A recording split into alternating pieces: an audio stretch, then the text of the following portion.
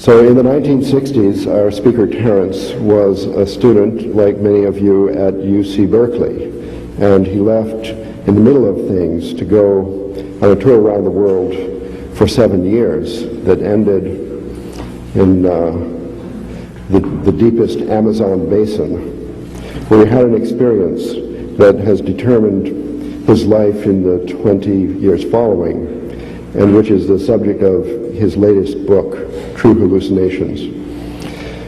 So now in this historic moment, after all this time, Terence will ascend the platform of the University of California for the first time. What I thought I would talk about when I was approached to do this, the pressure was to say something new, which is a heart-sinking pressure to a warhorse of the lecture circuit. I started out thinking I would never repeat myself and sometimes wonder if I'll ever have a new idea again. But what I wanted to talk about this evening was illusions. And I called the lecture The Taxonomy of Illusion because I think it's interesting to attempt to classify and relate the various kinds of illusions that stand between us and that presupposed naked, radiant truth.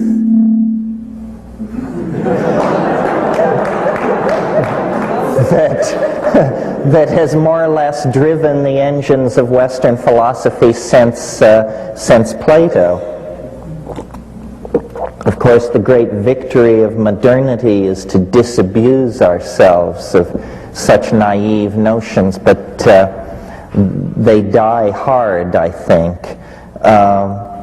Ralph mentioned my latest book, and I don't intend to talk about the book particularly, but in the book I quote the only piece of poetry in the whole thing, not written by me.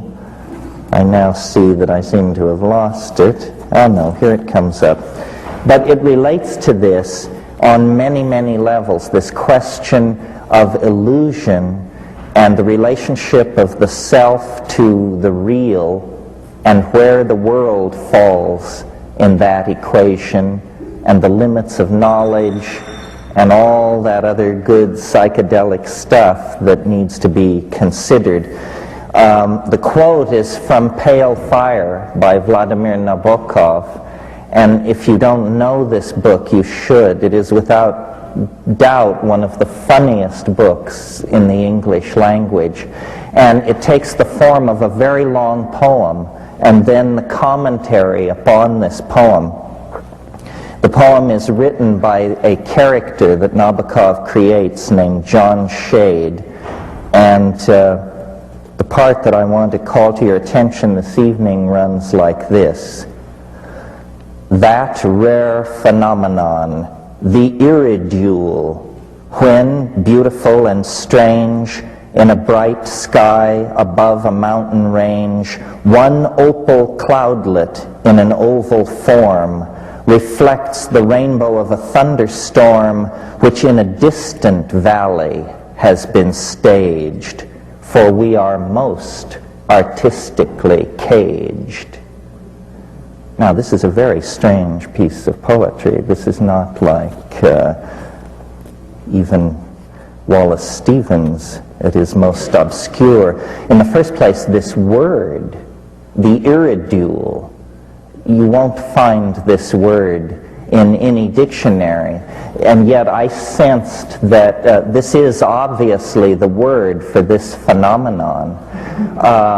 I know what he's talking about. I have seen this opal cloudlet in an oval form which reflects the rainbow of a thunderstorm in a distant place.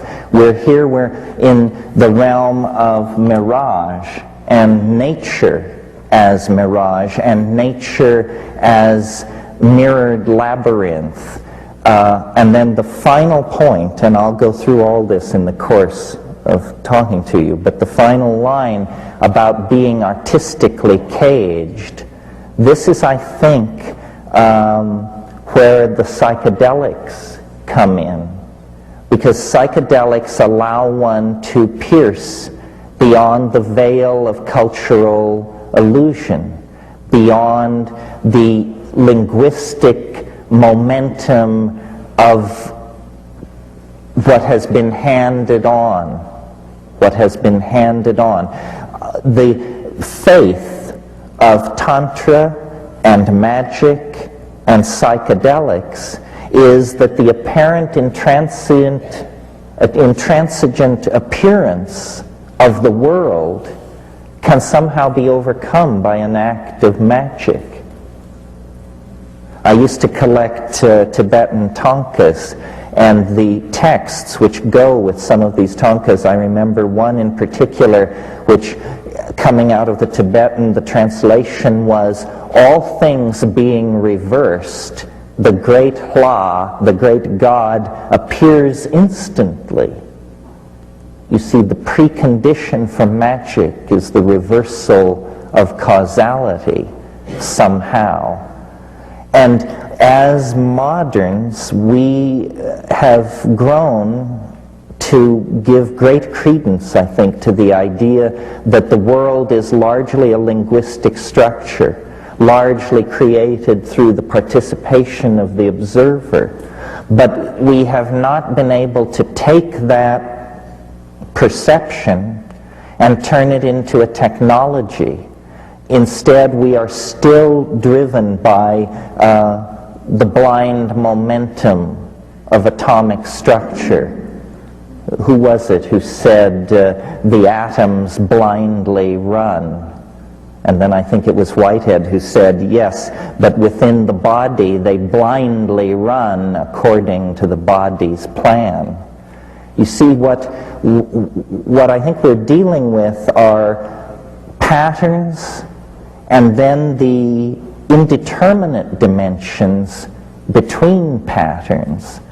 And it's in those indeterminate places, within the interstices of reality, that the observer is able to establish him or herself and then model back the world.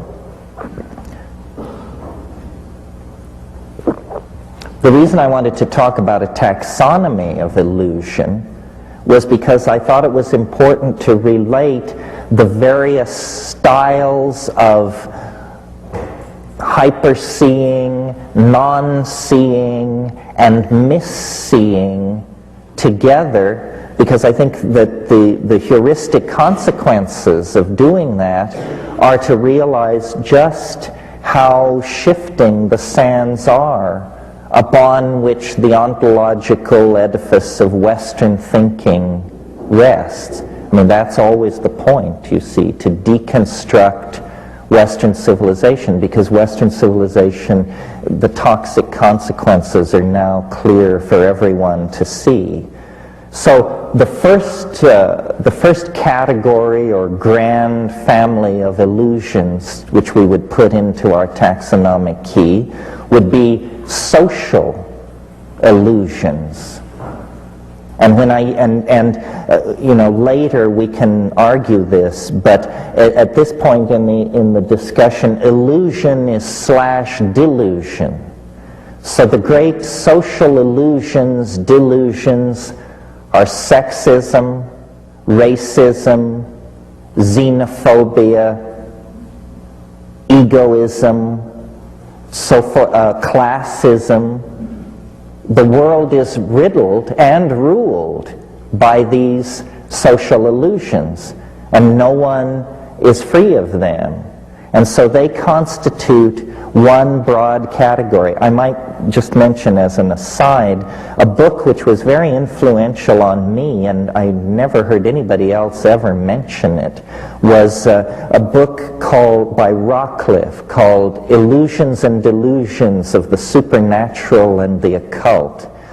a book which was very influential on me, and I never heard anybody else ever mention it, was a book by Rockcliffe called Illusions and Delusions of the Supernatural and the Occult.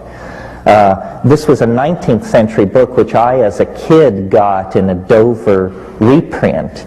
And it was in a wonderful era where the study of anomalies was still young, and so this book had everything poured in together, from Mesmer's ectoplasm to people who had tumors that they carried around in wheelbarrows, to birds that did advanced arithmetic, so forth and so on.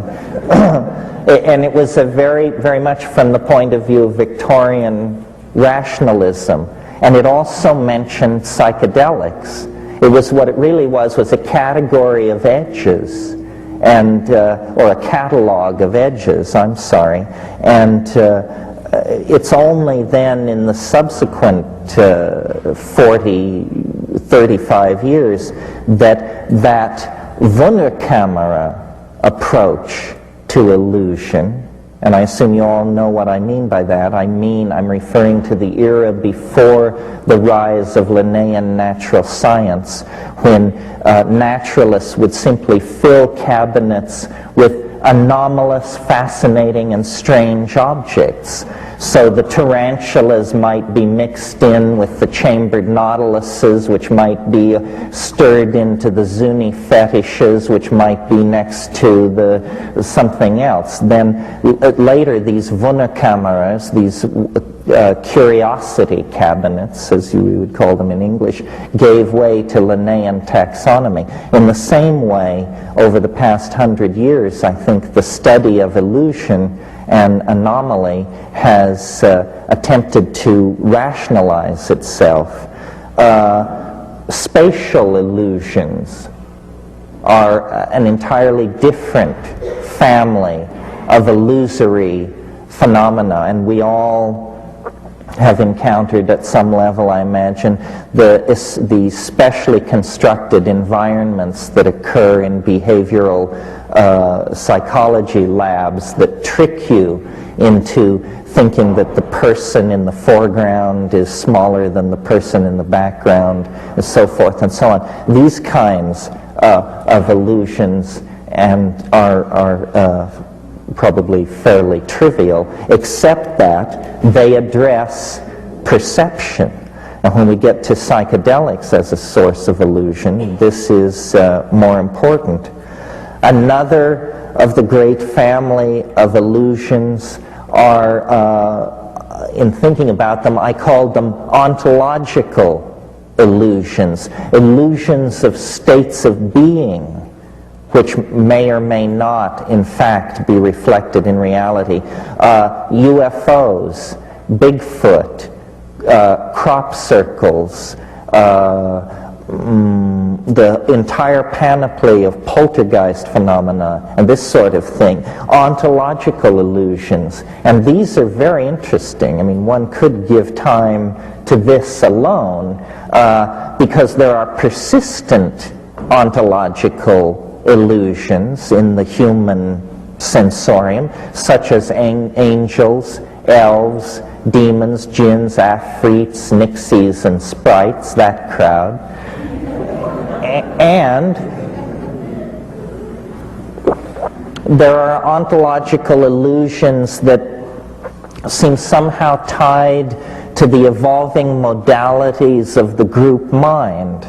UFOs are an obvious example. I mean, aside from the fact that people have occasionally seen strange things in the sky, the UFO archetype really emerges in the late 40s with the Rainier lights, and then a whole set of taxonomic features of this particular brand of illusion coalesce. The silvery discs, the alien denizens with the cat eyes and the rubbery flesh, those same guys who give you unscheduled proctological examinations in the middle of the night. But notice that that particular taxonomic feature has been added recently through the assiduously careful scientific research of Strieber and company. So these things are a cattle mutilation is an interesting one, very confined in time and space. The crop circle thing, similarly. It's not that there aren't crop circles, but that what we have is essentially a pattern in an English wheat field, but then radiating out from that are the illusions of those who cast their gaze upon it, those who proclaim it,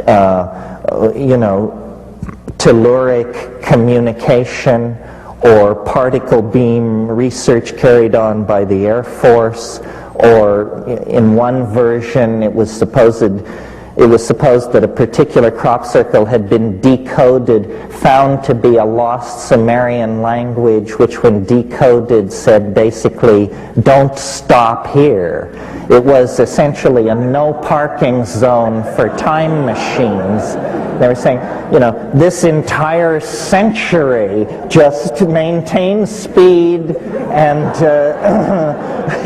do not stop.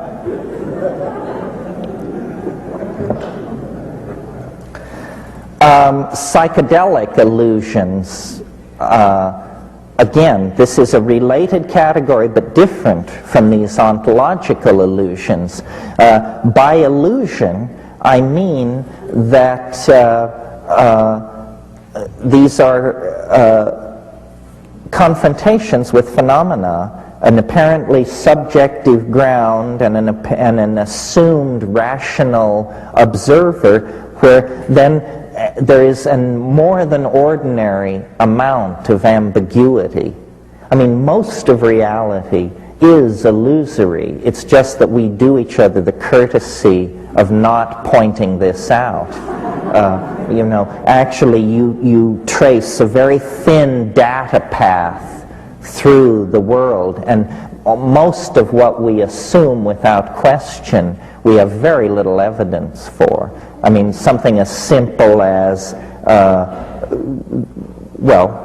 like that Mount Everest is the highest mountain in the world. Well, first of all, very few people have ever seen it.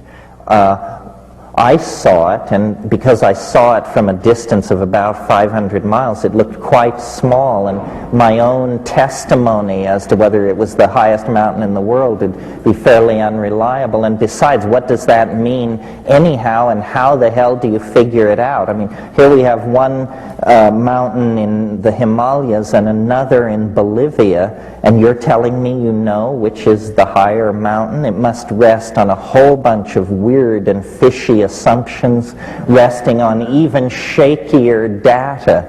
So, and that's just the question of the highest mountain in the world. Give or, leave alone the state of your lover's heart, or your banker's for that matter. What's important about the psychedelic family of illusions is that they propel the entire issue of illusion to center stage, because they demonstrate that the assumed bedrock of quote-unquote ordinary perception is in fact no bedrock at all. It's simply a very soft dwell point somewhere in the mysteries of metabolism, and the consciousness, whatever its relationship to the brain, is spectacularly affected by the perturbation of the physical brain by endogenously introduced pseudo-neurotransmitters of some sort. And to my mind, this is very interesting. Alexander Shulgin has secured in his work that you can take a molecule that is completely inactive, and by moving one atom to a different place on the ring, you can change this into an active compound. Now, it seems to me you could hardly have a neater demonstration of the quantum mechanical foundation of consciousness. Now, it seems to me you could hardly have a neater demonstration of the quantum mechanical foundation of consciousness, because you've moved one atom and you've moved the mountains of mind 500 miles from where they were resting when last you looked. It's quite spectacular. And it argues then that mind, which strangely enough, the materialists always claimed this, they just put different emphasis on the words. Mind is a kind of iridescence upon metabolism.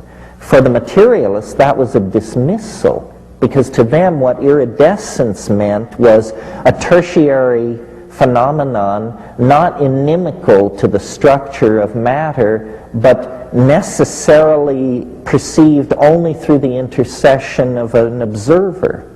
See, that's what iridescence is. It's somehow a more fragile part of nature than the rocks, the trees, and the waters, because it's a play between light and mind. Again, a kind of illusion, a mirage. Now, in a very different category of illusion, and this is one worth considering because it's the one we tend not to place in this category, and that is the illusion of materialism. This has broken down completely. The idea that the material world was real sustained the investigation of nature from Parmenides to the early years of the 20th century.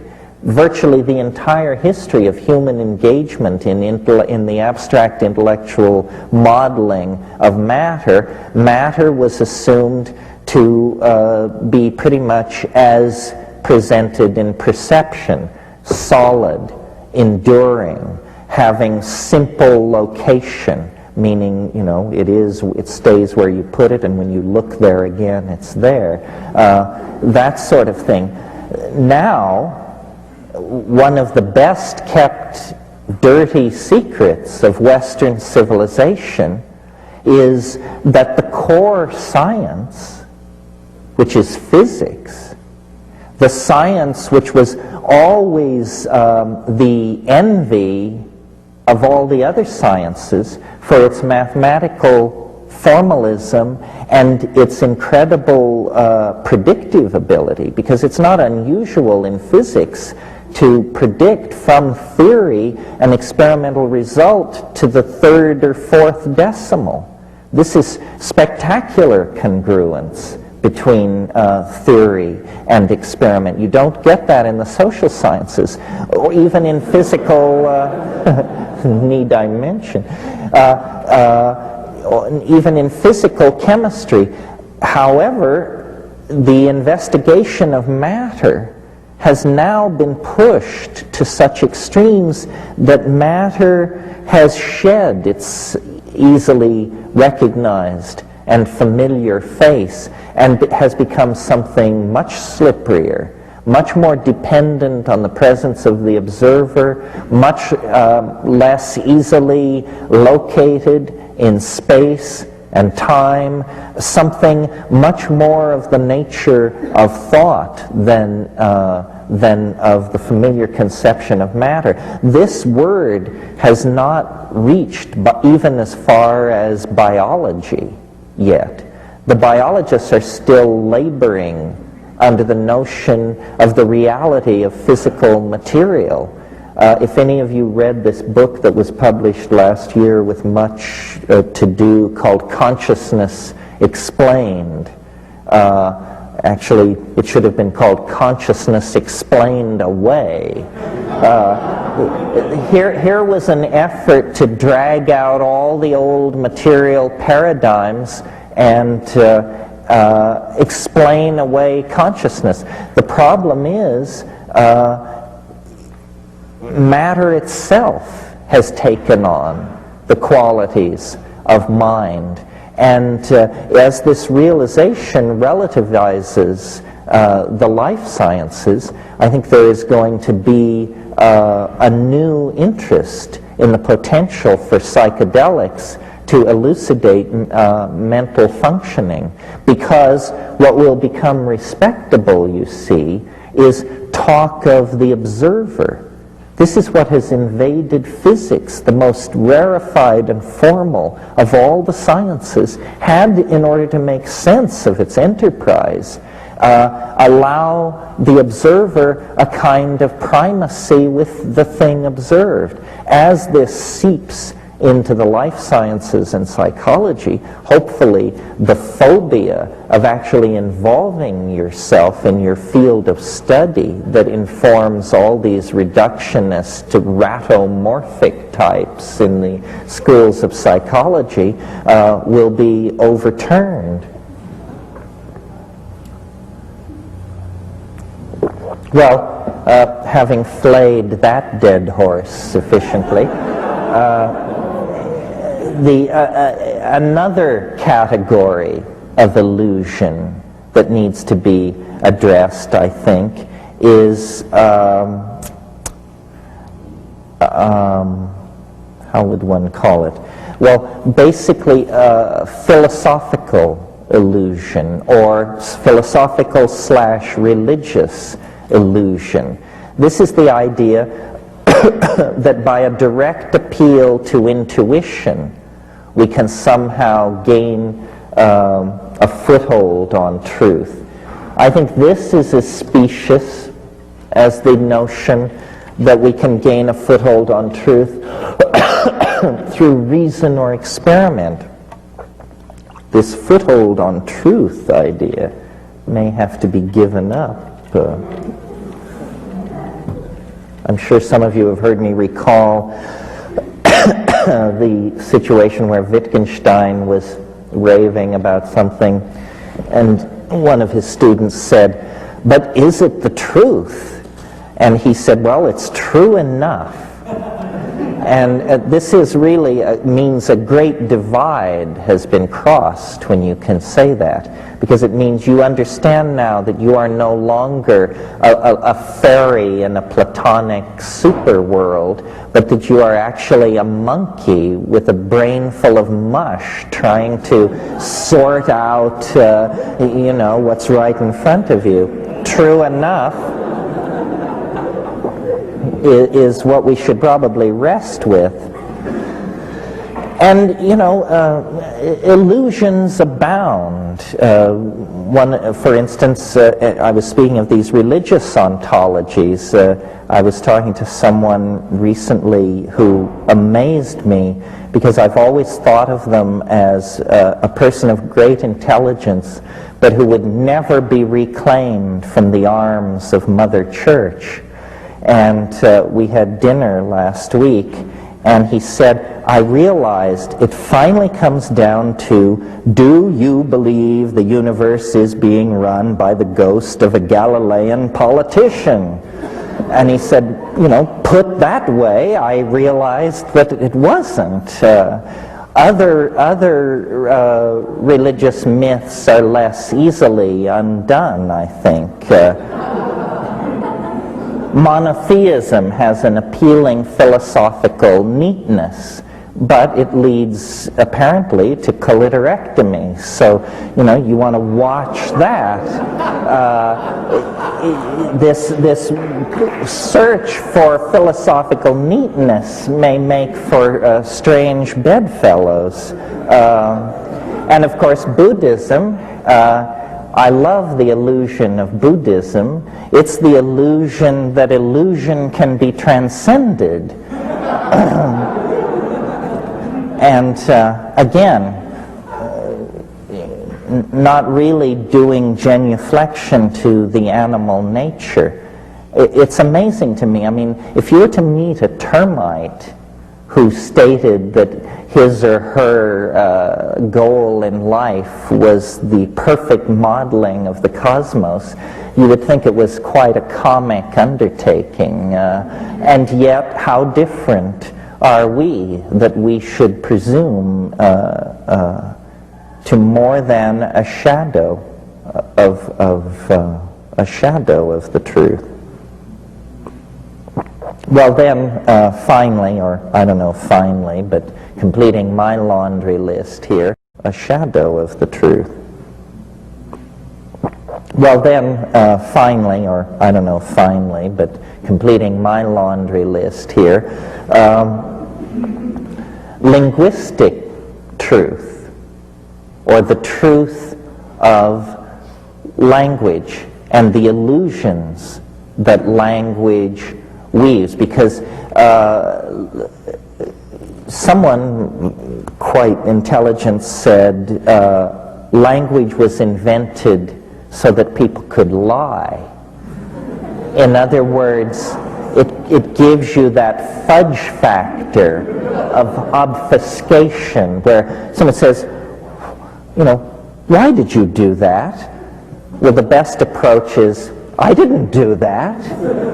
You know, you thought I did that. What you thought you saw, you didn't see. In other words, I suppose that lawyers are probably the people who have done the finest work with language, and behind them, politicians. And the true potential for language to elevate and to unite the community was early on betrayed into the production of illusory and ideological goods, which could then be marketed among the people and to spread confusion. Psychedelics reflect on this because psychedelics stretch and pull and melt and recast the illusion-producing machinery of language. I mean, I think that if you had to say the one thing that psychedelics do for everyone, whether they have a good trip or a bad trip, because it's up to them to interpret what they make of this, is it shows you the relativity of your cultural viewpoint. You know, that it's just your point of view. You inherited it from a geographical area, a culture, a set of parents. It has no relationship whatsoever to anything anchored in some kind of metaphysical superspace. It's just your cultural point of view. And travel actually does the same thing, and I've always felt there was a weird affinity between psychedelics and travel, and I suppose many people have, or we wouldn't call it a trip, and you know, we wouldn't call it a journey. But travel shows you the relativity of culture, and what's really happening when you travel, you see, is you're moving from one language domain to another. We don't think of it that way, but that is in fact what is happening. You can never see the Amazon jungle if you keep intact the bubble of linguistic assumptions of the place you started out from. Every place will withhold its secrets from you. I learned this in the Amazon because the first time I went, I had virtually no botany. And to me, the jungle was green. That's what it was. And it was many shades of green, and it was beautiful, and it was this and that, but it was basically green. The second time I went, I was with a lot of botanists. And within days, you know, you learn the families. That's how they do it. With the same taxonomy I'm here applying to illusion was really developed to describe plants and animals. So you learn the families, the plants with square stems, the plants with the opposed leaves, the plants with the particular flower structure. Once you know families, then you have a linguistic wedge in. But, you know, the corrupting or curious thing about language is that, like all tools, it shapes its user in ways that are not suspected until it's too late. So for instance, the way in which Western civilization is totally obsessed with the subject-object relationship, and it's the basis of our science, our polity, our relations to commerce, the concept of product. All of these things come out of the subject-object relationship, which is an aspect of language. So I point all this out because in talking about my new book, somebody said that I had gone too far. And I was amused because it implied, from what? It's not like there is a King's X where graybeards in white coats tend the sacred vestal fires of reality. There is no reality. There are only people who know this and people who don't know this and are therefore being manipulated by the people who do know it. This is true, or true enough.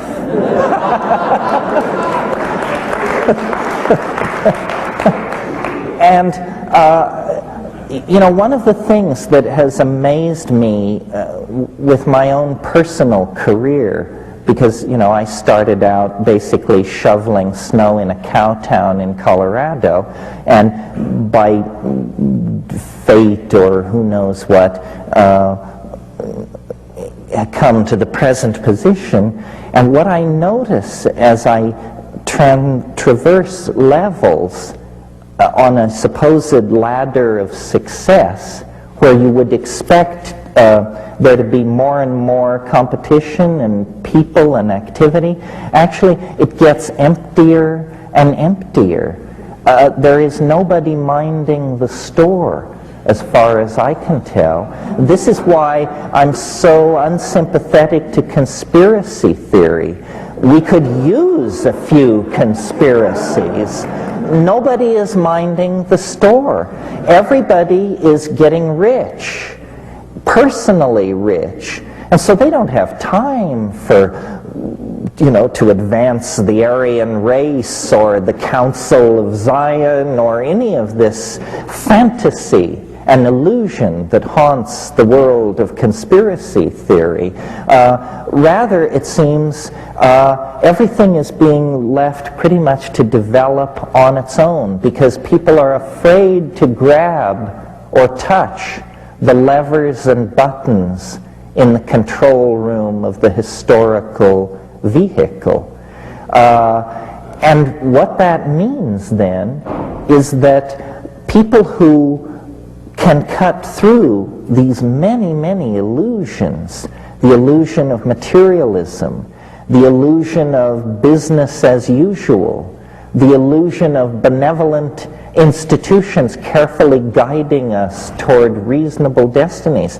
If you cut through all that, if you disabuse yourself of all that, you will empower yourself to eventually be able to stand up in delicate social and political situations and just say, bullshit. That's bullshit.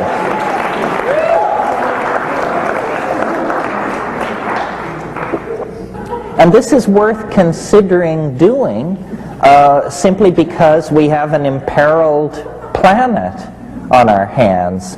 We have been, for a long, long time, the victims of illusion. Western civilization, Stephen Dedalus was right.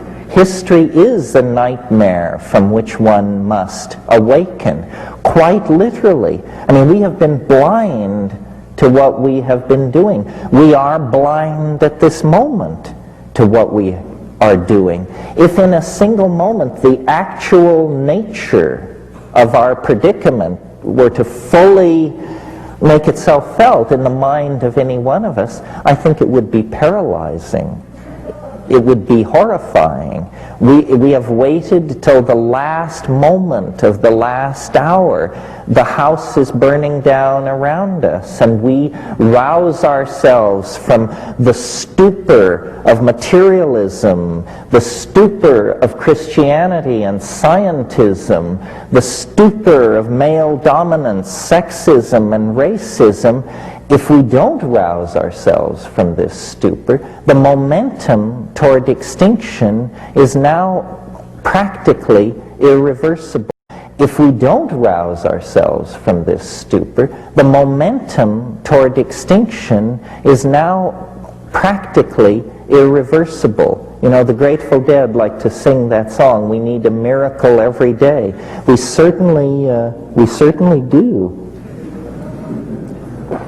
Because and so then that brings me back to my original point, that the moment that outside the then of culture lies an unmapped terra incognito, as vast as the New World was to the Old in the 15th century, as vast as outer space appears to us now.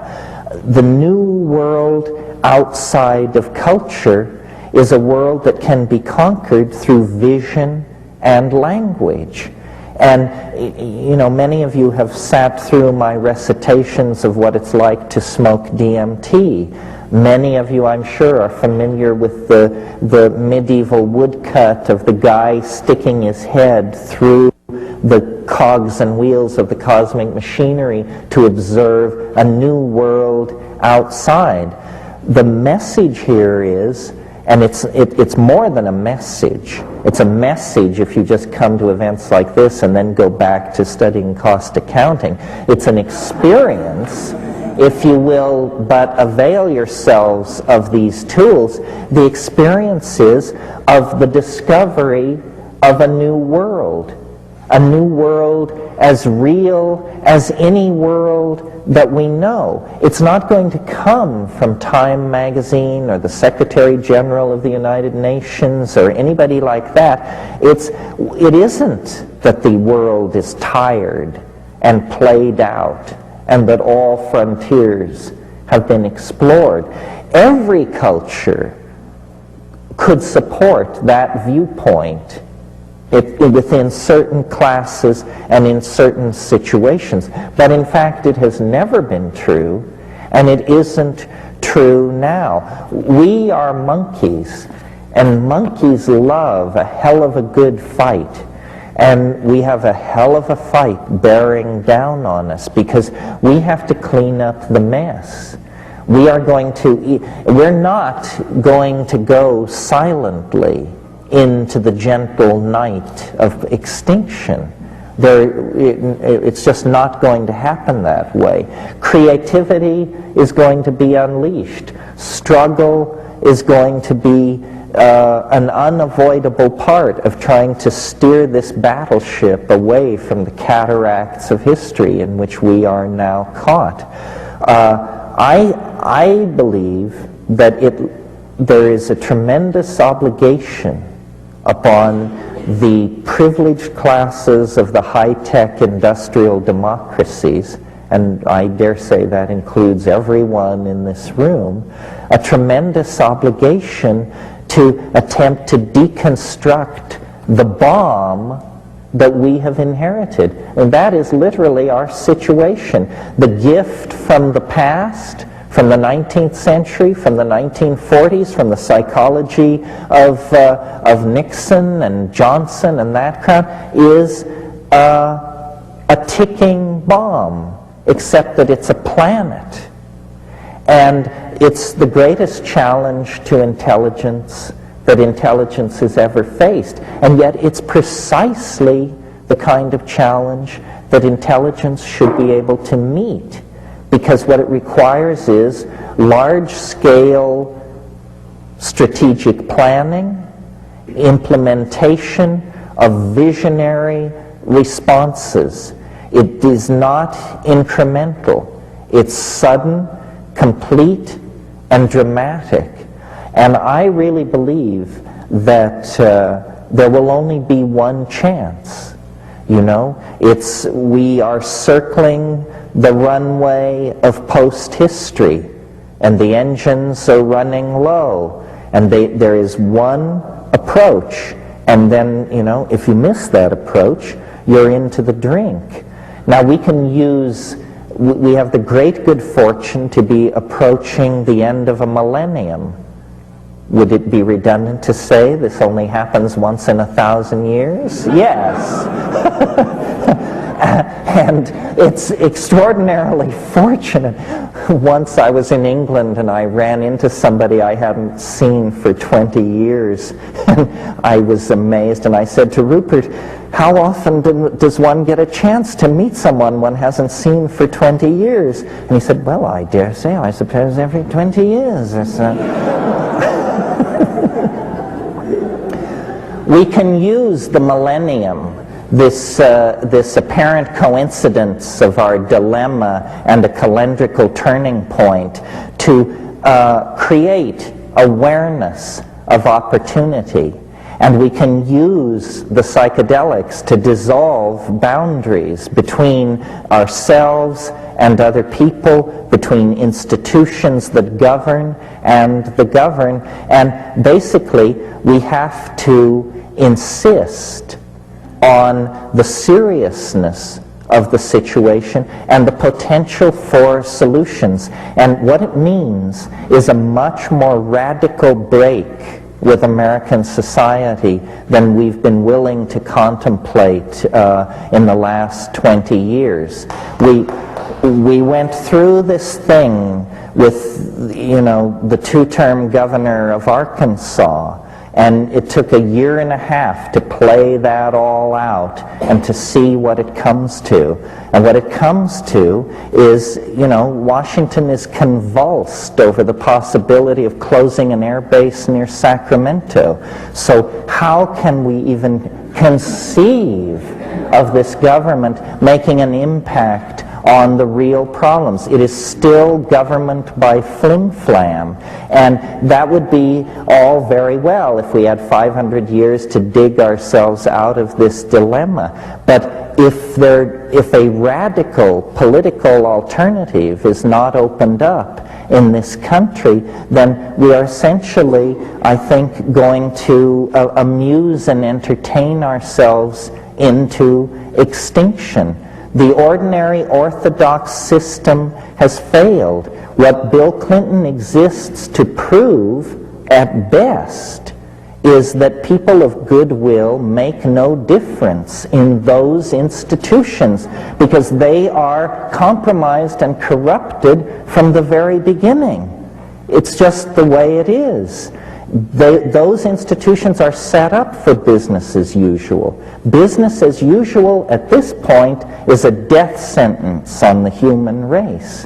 What has to be done is a tribalizing of culture, an ecstaticizing of culture, a dissolving of hierarchy.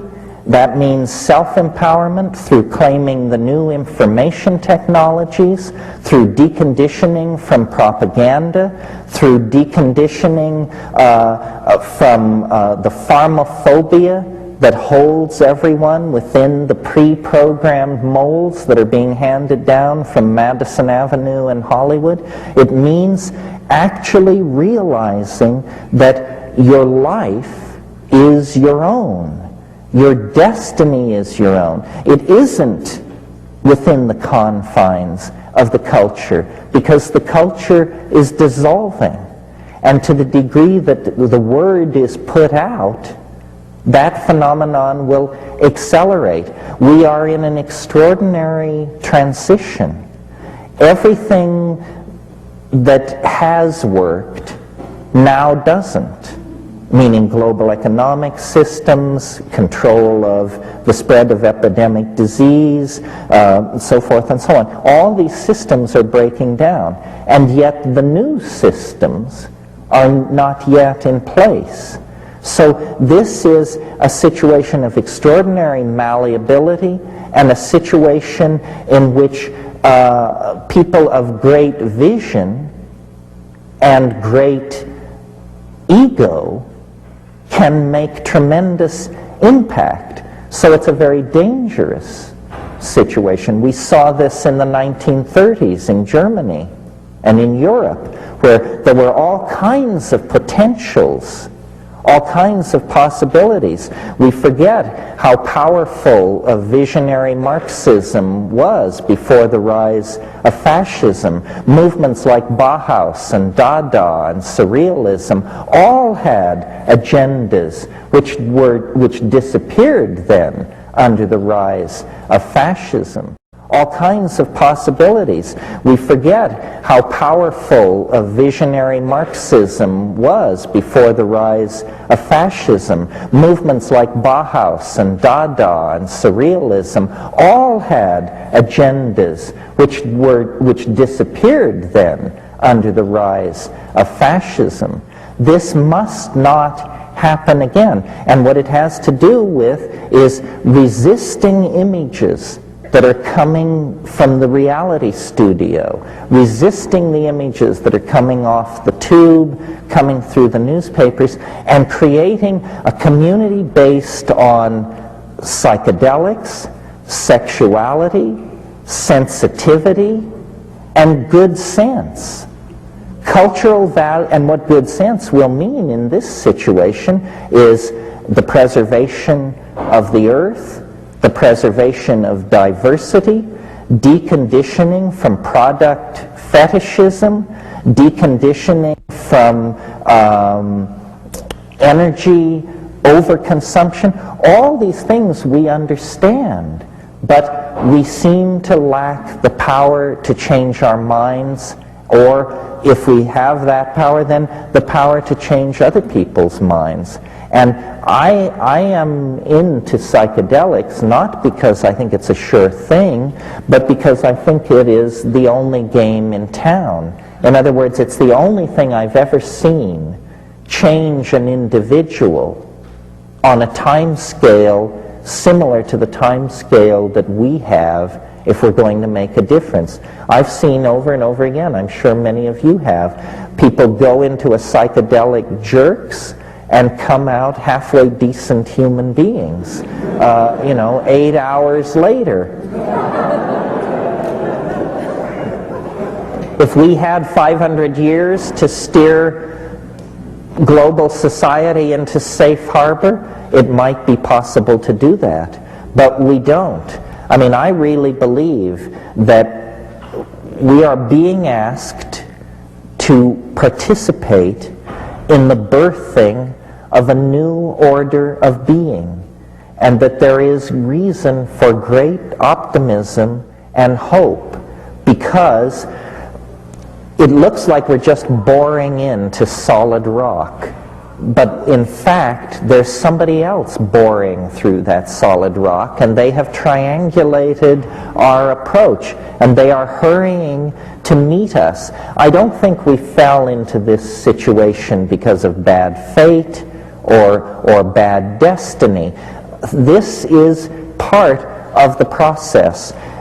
History is what happens when an animal species, an advanced animal, falls under the influence of a transformative attractor of some sort. History is only about 25,000 years in duration. The interesting part in the last 5,000 years, what has happened is that something confounding has entered the local situation, or was always dormant there but has stirred to wakefulness. And it is not God, not the God that in Milton's wonderful phrase hung the lamps like stars in heaven. It isn't that God. Maybe it's the God of biology, but whatever it is to us as we are to the termite. And what it is doing is it is casting an enormous transcendental shadow back through time over the epigenetic landscape of biological becoming. And in our species, for reasons mysterious to me, we mirror this thing, and it has swung our compass away from the forward flow of genetic theme and variation, and in a course orthogonal to biology, a course set on the transcendental, and it is pulling us toward it through the medium of transforming our languages, through the medium of the imagination, which is, after all, this mysterious mental domain in which we are whispered to by angels, demons, gods, ancestors, aliens, and out of that intercourse, culture, self-transforming, shedding its face every 100 years, building on novelty,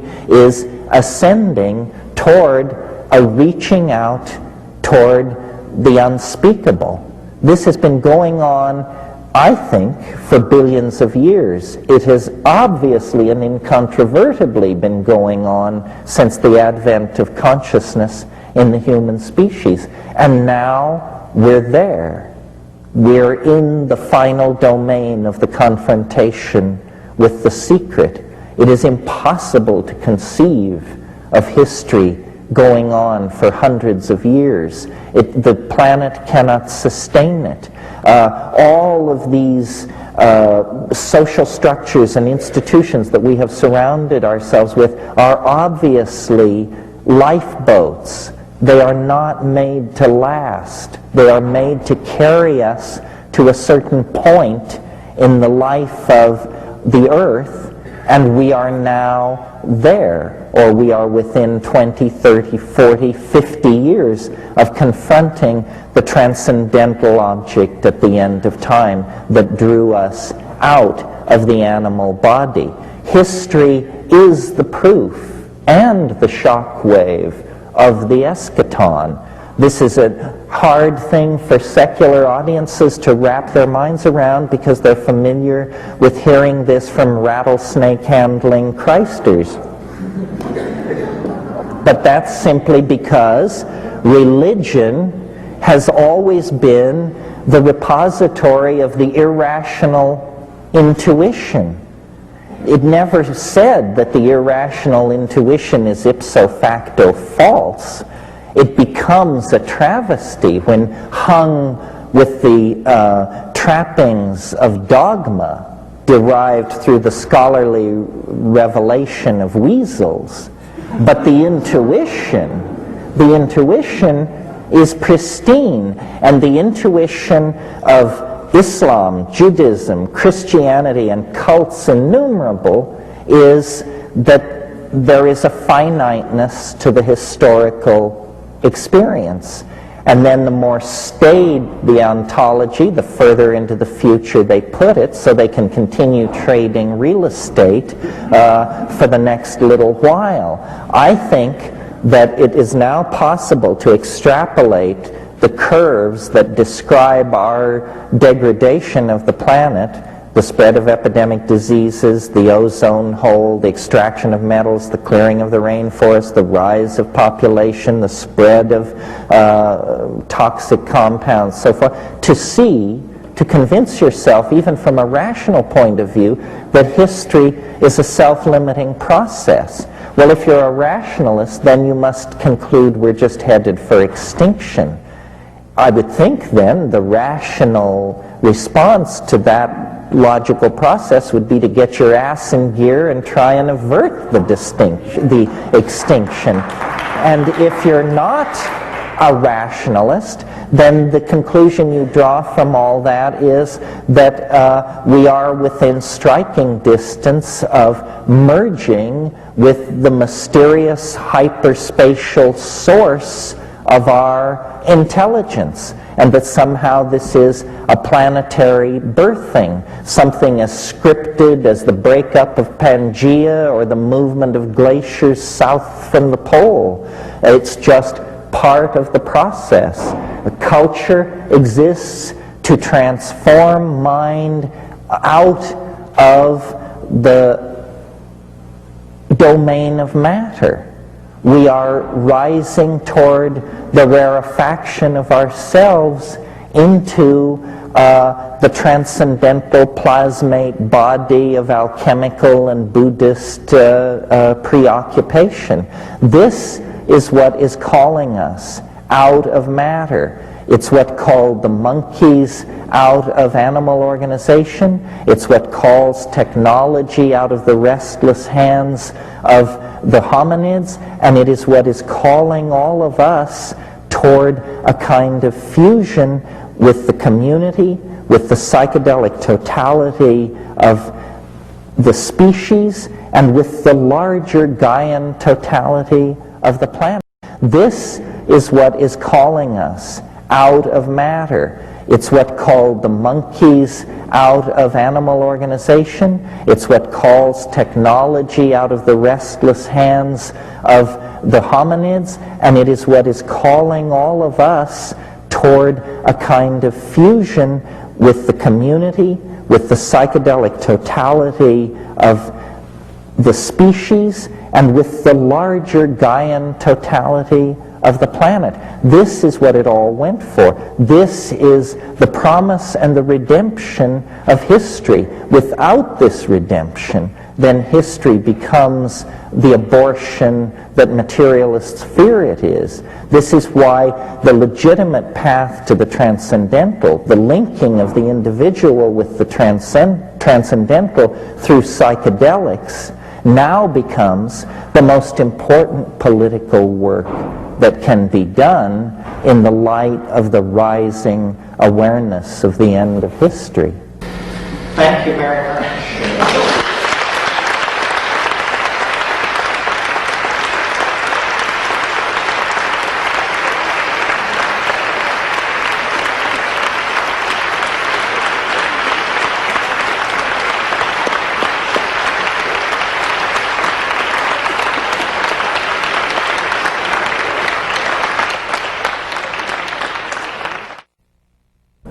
Well,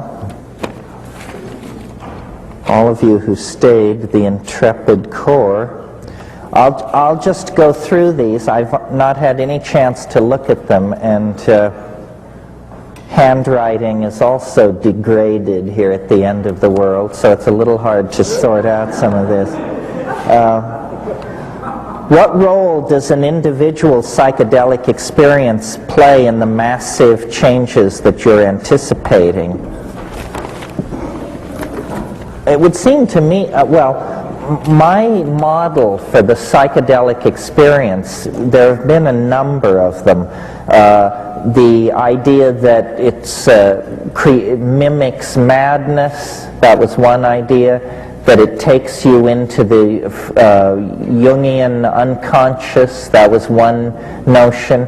That it somehow illuminates the concepts of Indian yoga or after-death models, such as the Tibetan Book of the Dead. All of these have been tried. My assumption has been a mathematical one. That what psychedelics are about is that mind, under the pressure of evolutionary constraints, turns itself into a threat detection device. And that's how we use it in three-dimensional space, to anticipate threat and to meet it.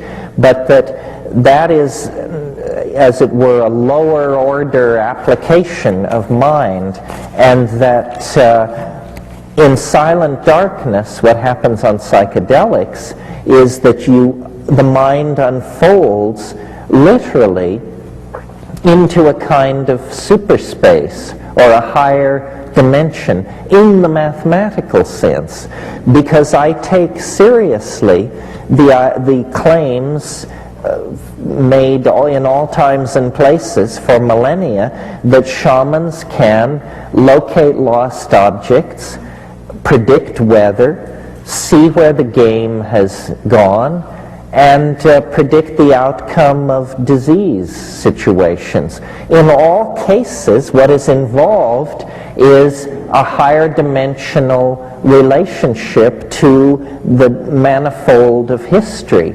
So I think that, you know, you all understand that a locked box, if we had a padlocked box here on stage, a locked box is not locked in hyperspace. It has a dimension in hyperspace from which the contents of the locked box are easily removed, taken out, and put back. In our world, this looks like magic. Shamanism is like this. And so, to answer the question, what role does an individual psychedelic experience play in the massive changes anticipated? The role is that the individual gets in on the joke. At this stage in history, to be a shaman is to have seen the end. And if you've seen the end, it's like, you know, taking Anna Karenina and reading the last 5 pages. And then as you make your way through this bewildering morass of material, you do have the faith that it's all going to end up as you discerned. So that's the political act. You see, terror of the future is one of the weapons by which the rationalists are holding everybody in line. Terror of the future can be put out to pasture through psychedelic shamanism. Okay. It seems mushrooms for the masses is not really what you advocate.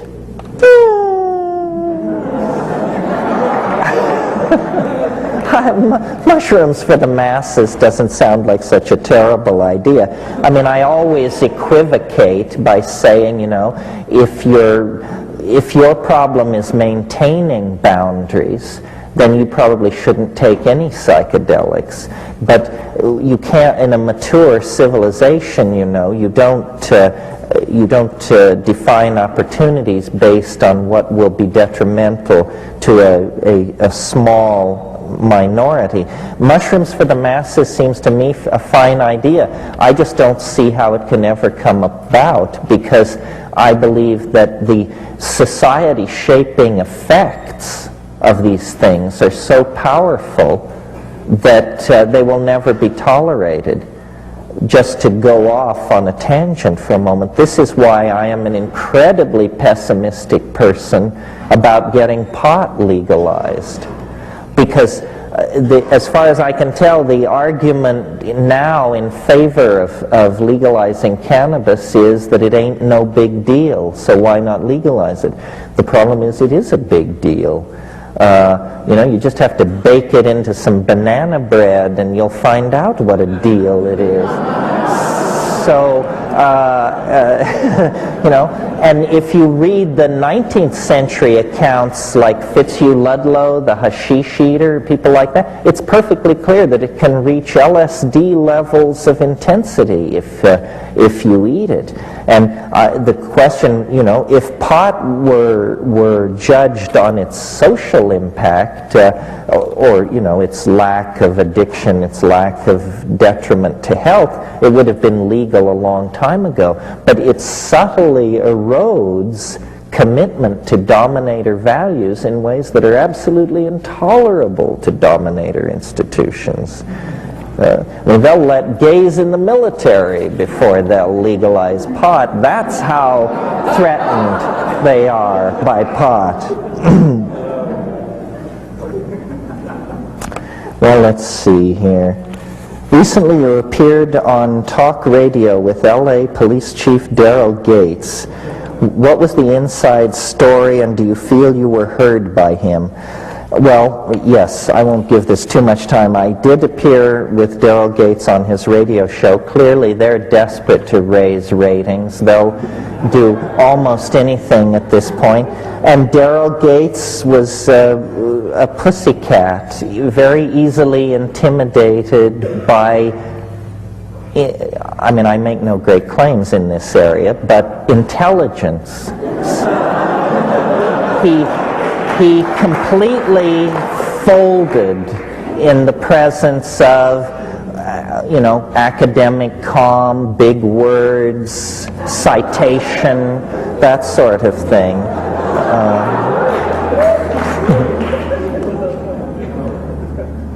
What is the difference between your vision of the end of history and the Christian belief in a Savior? This is a great question.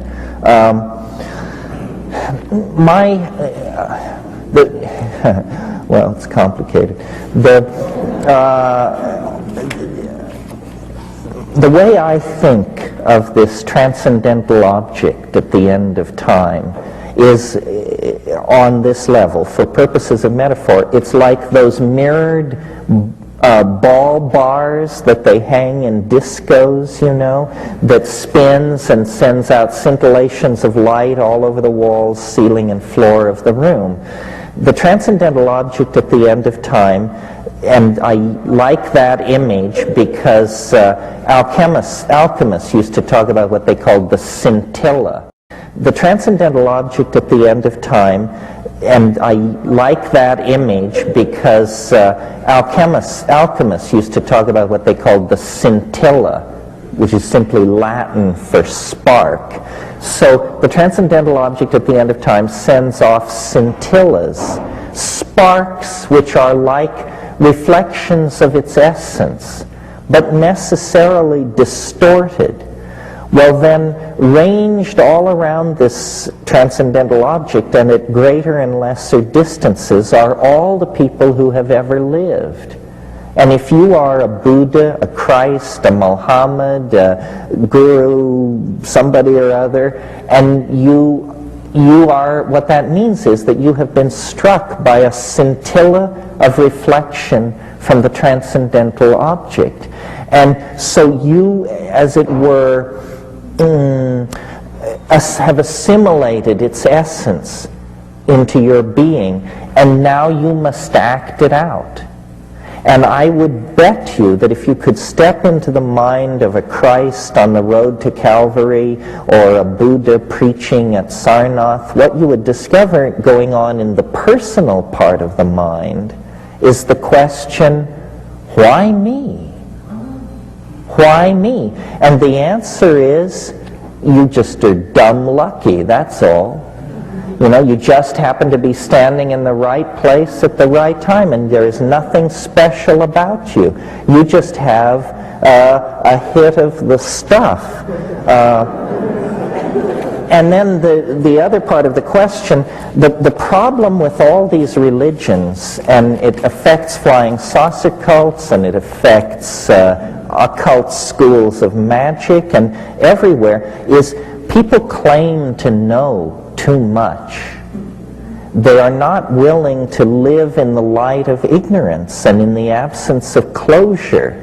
So, my God, you go to these UFO conferences, and, you've got the people talking to the Pleiadians in booth 1. Next to them, people are talking to Commander Zamo of the Antares system. And then number 3, something else. No cognitive dissonance between these groups. They all have coffee together and are dating heavily, and it doesn't ever seem to enter anybody's mind that this is a little odd. In occult stuff, you say, what's that? And they say, well, that's the 11th amethystine ray that was brought by the great white fathers of the 11th Lodge who came from the galactic center at the fall of Atlantis and established the... See, how the hell do you know all this stuff? I mean, nobody knows anything. And Christianity, the anticipation of the end of the world and the exegesis of revelations that has been worked out based on the visions of John of Athos, it's a good try, but it's not a paint by number script for the unfolding of the world by any means. When the transcendental object at the end of time finally reveals its quintessence among us, all prophecies will be fulfilled. all religious ontologies will find themselves somehow vindicated and somehow humbled in the same moment, because they were, in fact, in Wordsworth's wonderful phrase, intimations of immortality. But you don't need to rely on these sanctioned intimations of immortality. You can have your own simply by taking 5 grams in silent darkness on an empty stomach after you've unplugged the phones on a Saturday night in your apartment. The real research into the nature of the eschaton is done one-on-one above 5 grams.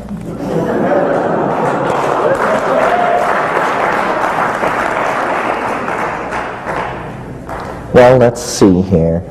I once heard you talk about an experiment your brother undertook where he was raving for 3 weeks, but you never explained what the experiment involved.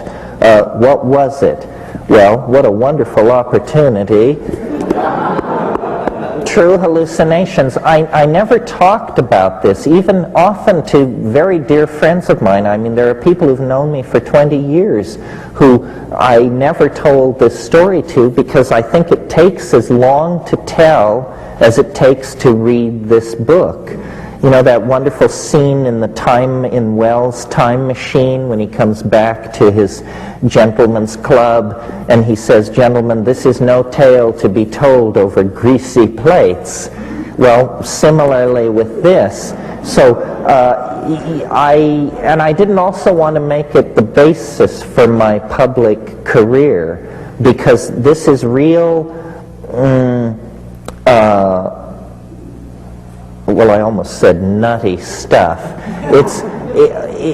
I generally disbelieve in violations of physical law and miracles, but I did actually, in the course, I'm 46, I have seen 3 or 4 in my lifetime. And each time it's absolutely astonishing. Whole worlds of possible questions are instantly answered. And I wrote this book to inspire people to follow our method, which is our method is the rational but stoned mind in confrontation with the obscure. Seek ye the obscure. You know, if a book is not at least 100 years old, don't read it. If a country has more than one international airport, don't visit it. If a village has more than one outboard motor, don't stay. And just keep pushing and pushing and pushing, because out there at the edges are the edges. And that they're edges because nobody goes there, because the unsanctioned is hidden there. You know, that's where the shamans are, and the mad people, and the sexual experimentalists, and the aesthetic experimentalists. That really is the method, not belief. Belief is a toxic and dangerous attitude toward reality, I think. After all, if it's there, it doesn't require your belief. And if it's not there, why should you believe in it? It doesn't make a whole lot of sense.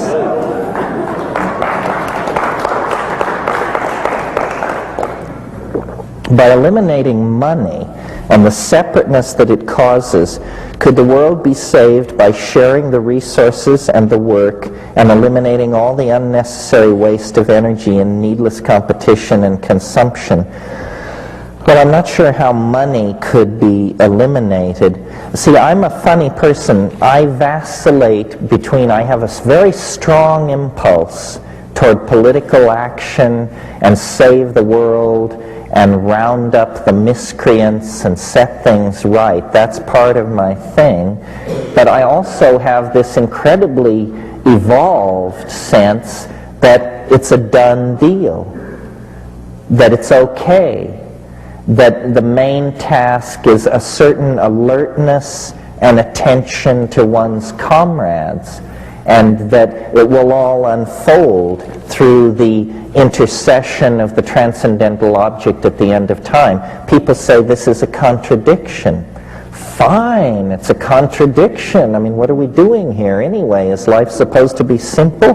But I preface that by saying, one time somebody in a group like this challenged me and said, you're always talking about the peril of the planet and one thing and another. Why don't you ask the mushroom how to save the planet? And so then I thought that was kind of a facetious and challenging thing to propose, but the next time I found myself capable of asking the question, I did. And the mushroom hesitated, and now I pass this on to you as pure fungal hearsay on the networks. I said to the mushroom, so how can we save the world? And it hesitated roughly a third of a second, and said every woman should bear only one natural child.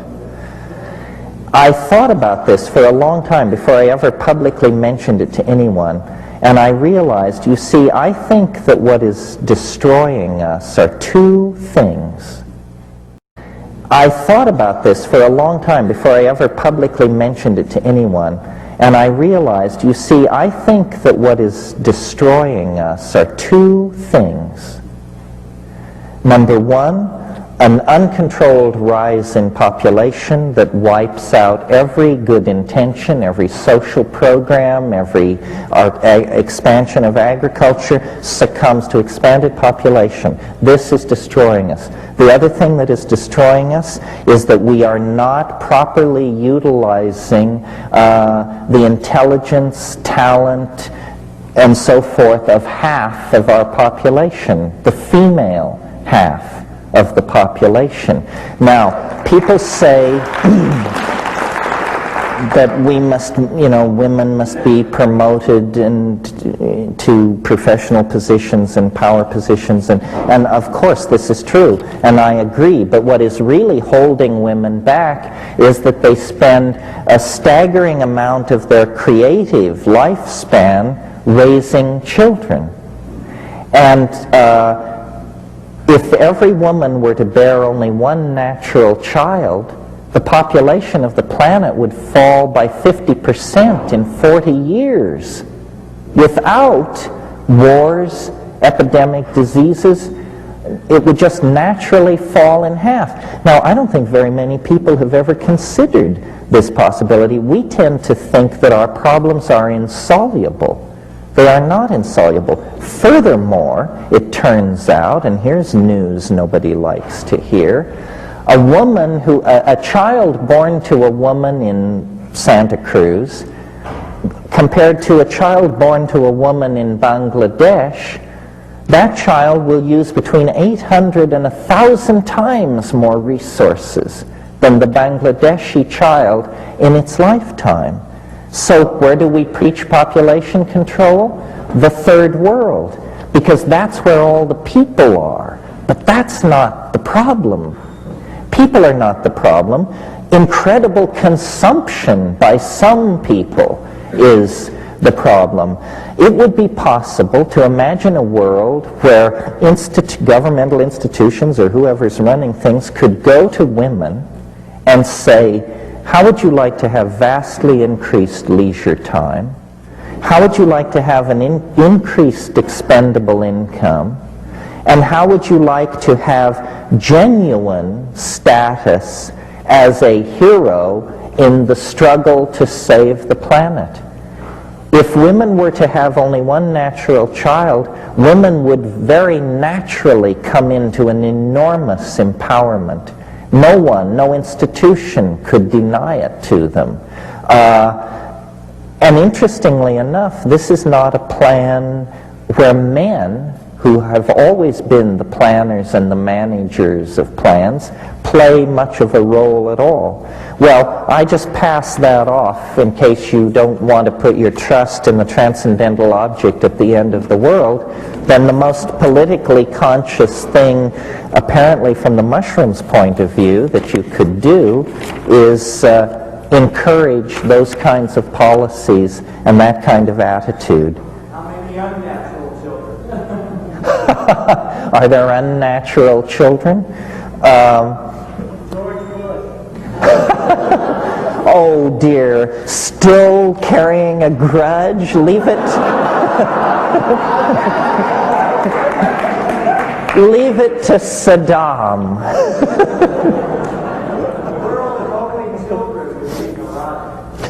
No, that is not true. That's what's always put out.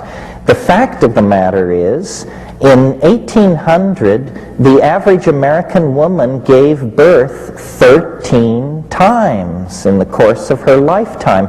The two-child family is a genuflection to the Industrial Revolution.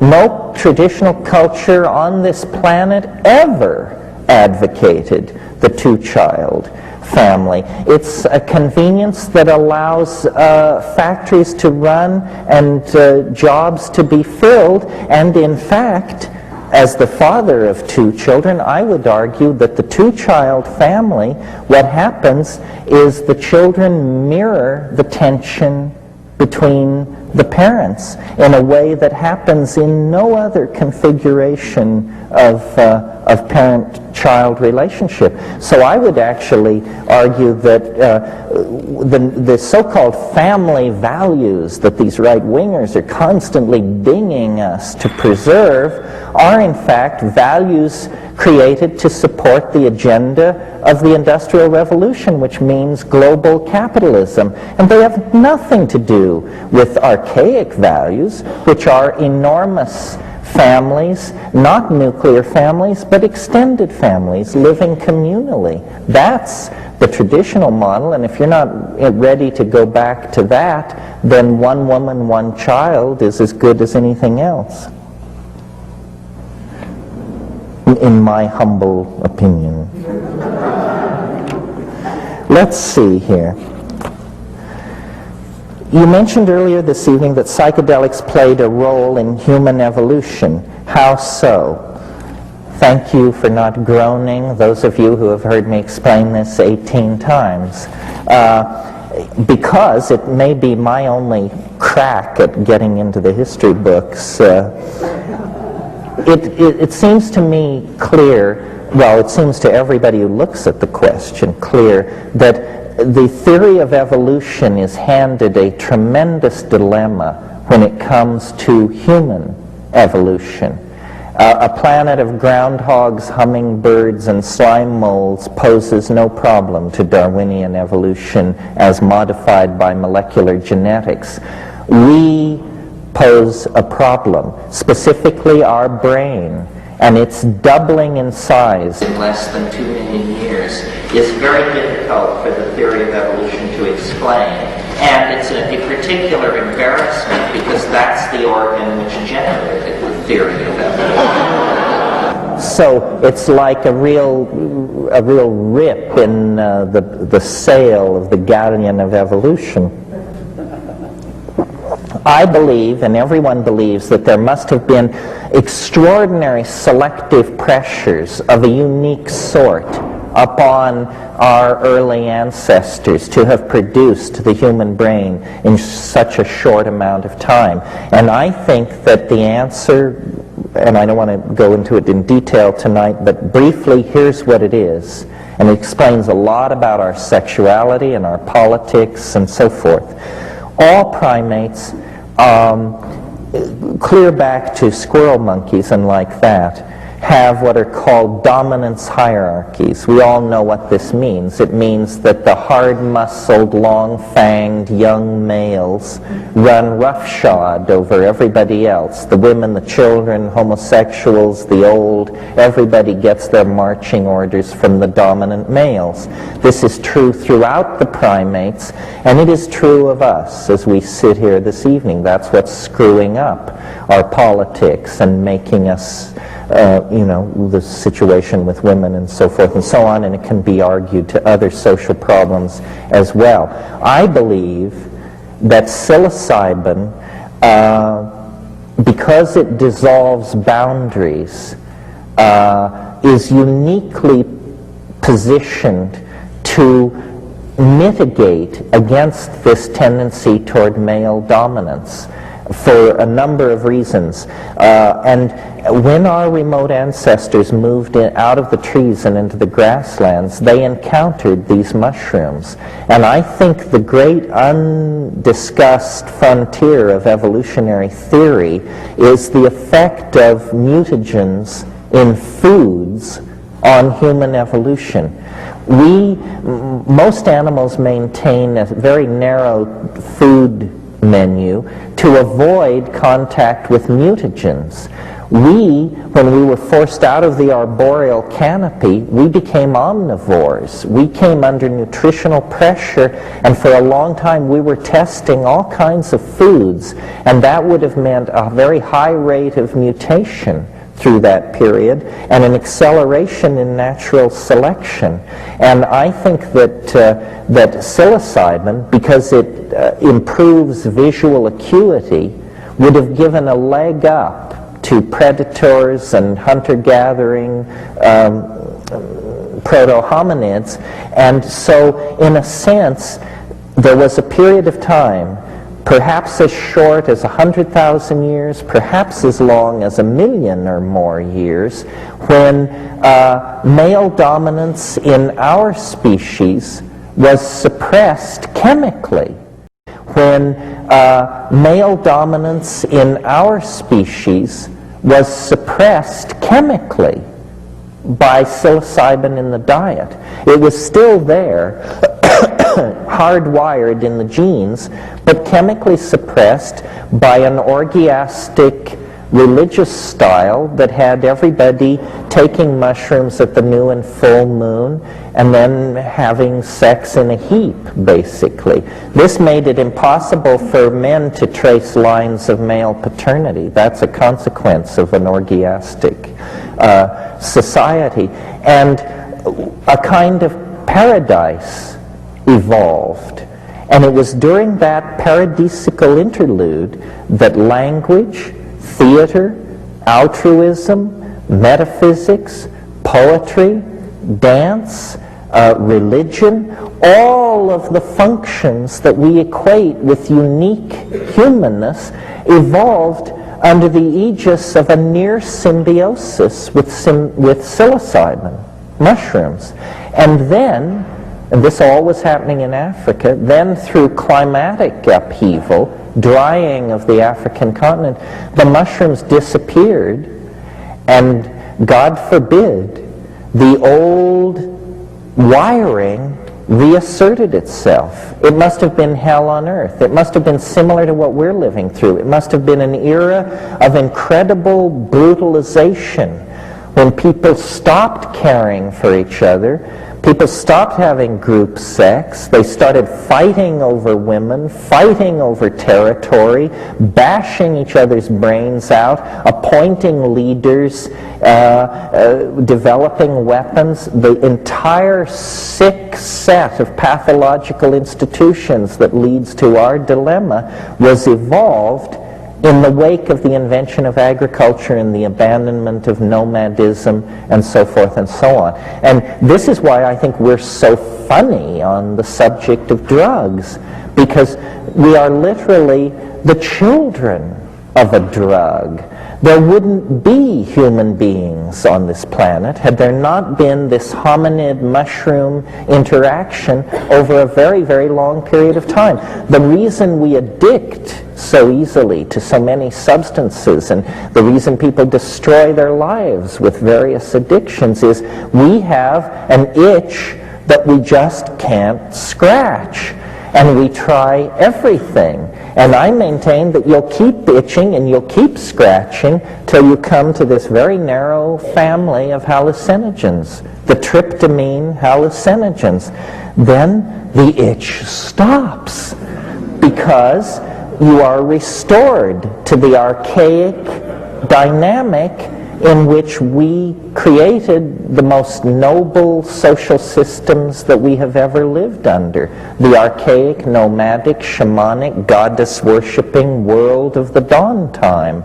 And history is a fall away from that, exactly as these monotheistic religions insist. The fall into history. And I see then this emergent end of the world, post-history, millenarian culture as an attempt to reconnect with that archaic authenticity that was the birthplace of intellect, of poetry, of beauty, of love, and of altruism. Okay.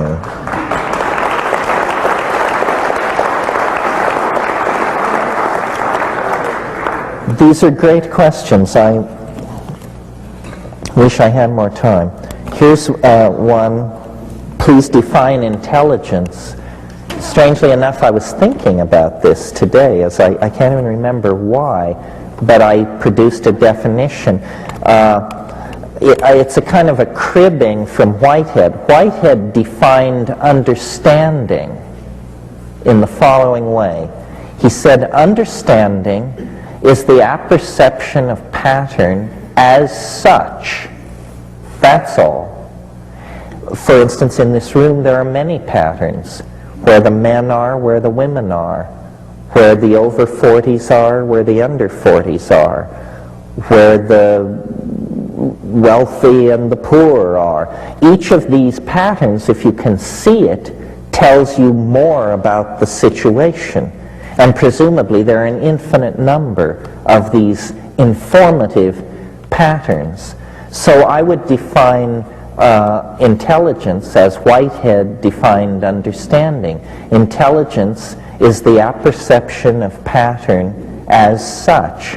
And the more of the pattern and the more patterns that you perceive, the more intelligent you are. Of course, these patterns must actually be there. Otherwise, you're delusory. And that's a different issue. And then I'll do one more here. Oh, you don't want go fast through them.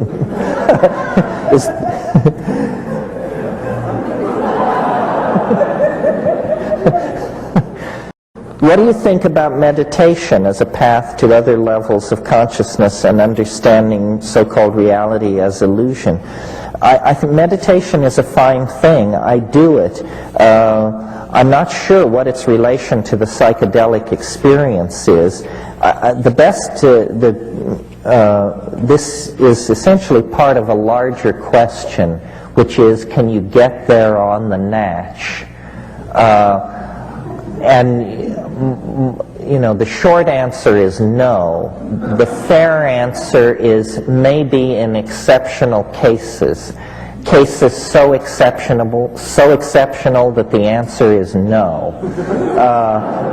The perils, I submit to you, are much greater because what is so wonderful about the psychedelics is how democratic they are.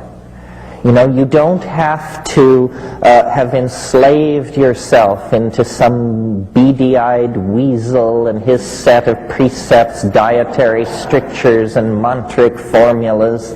It doesn't work like that. It isn't handed down through a human lineage. I asked the mushroom about this. I said, what's the deal with these other paths to enlightenment? And you got to understand, this is the mushroom speaking, but it said, for one human being to seek enlightenment from another is like one grain of sand to seek enlightenment from another. It is preposterous. And I like that because I've never met anybody whose intelligence seemed so intimidating that they deserved to be followed. And I dare say you probably haven't either, if you've been paying attention. I mean, how many philandering zennies have to parade before us? How many cogupes with a Budweiser welded to their good right hand do we have to encounter before you get the message? These guys are just slime balls at worst and lost souls at best, and you're smarter than they are by an order of magnitude anyway, so why waste your time? Now, if you want to follow, if you just can't tear yourself away from the concept of following, then, how about Plato, Heraclitus, Parmenides, Plotinus, Proclus, dead guys? They're much safer. They're not going to try and climb into your wallet or some delicate portion of your anatomy. Plus, they've been use-tested in the historical arena and have been found to be generally at least harmless at worst, and in some cases actually to be recommended. So I would say, the whole message of psychedelics is self-empowerment. Trust yourself. Seize the tiller of your destiny. It is your life. It is your body. It is your mind. And it's your world to remake as you choose to reshape it. History has failed. The past is no guide. The immediate generations preceding us have dealt themselves into bankruptcy. Their object fetishism, their ideological excesses, their tendency to resort to brutality in the solution of every problem has essentially ruled them out of play. They are no longer operable. And psychedelics, because they do, in fact, enhance, accelerate, and promote consciousness, must, it's not a debate, must loom large in the future history of our species. Because if consciousness is not a major part of the human future, it is not a human future. Thank you very, very much.